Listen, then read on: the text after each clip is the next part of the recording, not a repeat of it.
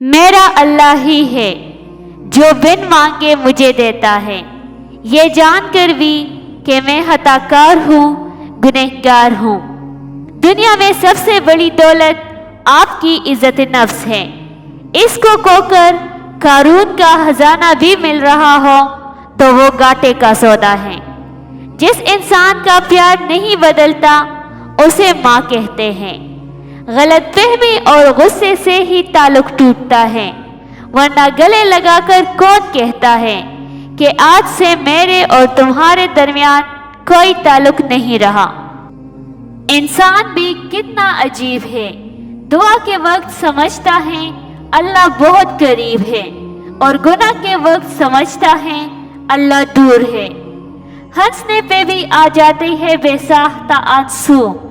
کچھ لوگ مجھے ایسی دعا دے کے گئے ہیں، جب تم ماں باپ بہن بھائیوں کے ساتھ بیٹھو تو الحمدللہ کہا کرو، کیونکہ کچھ لوگ ان لمحات کو ترستے ہیں۔ دنیا تعلیم یافتہ لوگوں سے بڑھ گئی مگر انسانیت سے خالی ہو گئی۔ پہلے دو لوگ لڑتے تھے، تیسرا صلح کرتا تھا، لیکن اب تیسرا ویڈیو بناتا ہے۔ تمہارے والدین تمہیں بچپن میں شہزادوں کی طرح پالتے ہیں، تمہارا یہ فرض بنتا ہے کہ انہیں بڑھاپے میں ان کو بادشاہوں کی طرح رکھو۔ جو شخص اللہ پر بھروسہ کرتا ہے تو اس کے لیے اللہ کافی ہو جاتا ہے۔